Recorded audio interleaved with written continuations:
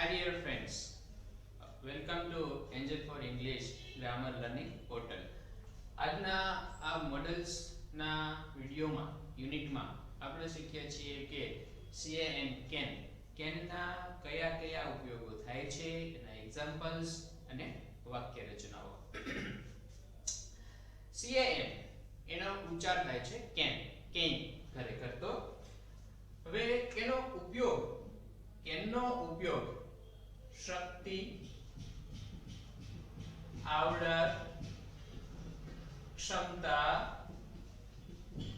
તાકાત આવું કંઈક બતાવવા માટે થાય. પાવર ટૂંકમાં એમ ત્રણ પ્રકારના પાવર્સ હોઈ શકે. એક મની પાવર, મેન પાવર અને મસલ પાવર. પૈસાની તાકાત એ હોઈ શકે, મેન પાવર એ હોઈ શકે એટલે મસલ પાવર આવી ગયું, સોરી, માઇન્ડ, બૌદ્ધિક તાકાત. ઉદાહરણ સાથે જોઈએ. પહેલા જોઈએ મની તાકાત, કે જેમની પાસે ઘણા બધા રૂપિયા પૈસા છે એ પૈસાના જોરે કંઈ પણ વસ્તુ ખરીદી શકે છે, આપણે એવું કહી શકીએ, right. Bill Gates can afford anything.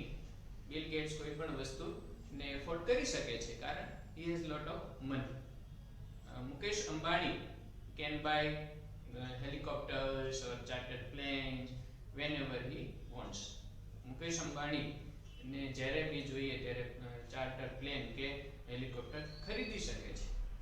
Okay, તો આ છે પૈસાની તાકાત, એટલે કે શક્તિ અને તાકાત બતાવવા માટે કેનનો ઉપયોગ થયો.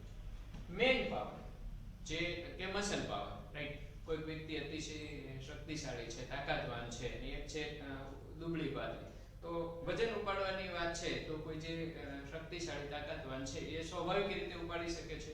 અથવા દોડવાની વાત આવે, અથવા તો કોઈ પર્વત કે એના ઉપર આરોહણ ચડવાની વાત આવે, આપણે કહી શકીએ કે he can climb Girnar very easily.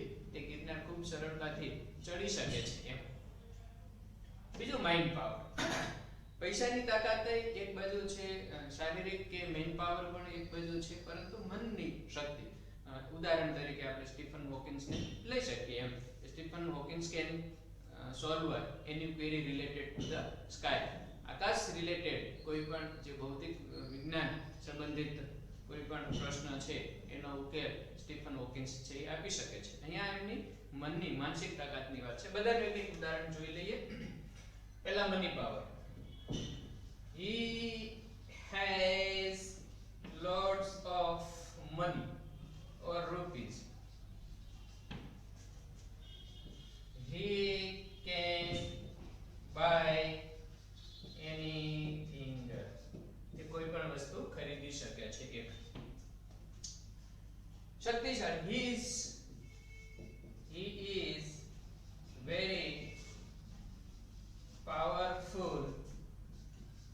He can defeat enemy easily.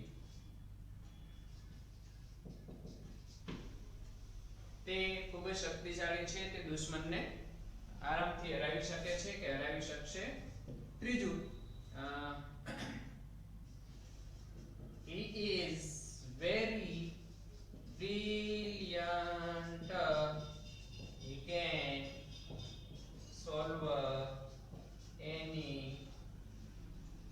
way.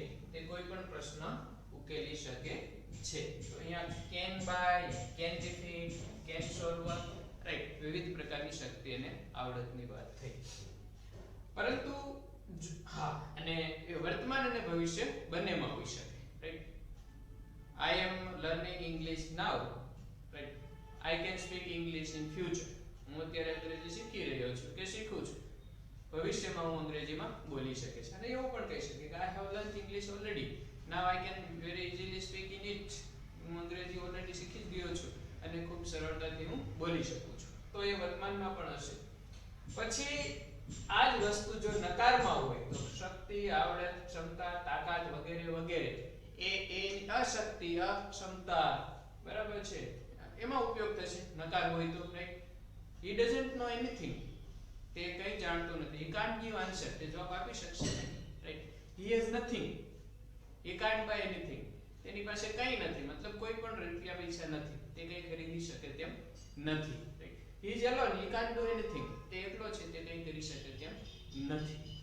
અને જ્યારે સામેની વ્યક્તિ પાસેથી કંઈક આપણે જાણવું છે તો કેનથી પ્રશ્ન પૂછાશે. તમને મારે પૂછવું હોય કે શું તમે આ બધા પ્રશ્નોનો જવાબ આપી શકશો? કેનના મેં મોકલ્યા છે તો can you give answers of all this questions, right? અથવા તો ક્લાઇમ્બિંગ છે, બધા ઊભા છે, એમાંથી એક વ્યક્તિને થોડો પગ દુખે છે, આપણે એવું પૂછીએ શું આ મનોજ ગિરનાર ચડી શકશે? Can Manoj climb Girnar?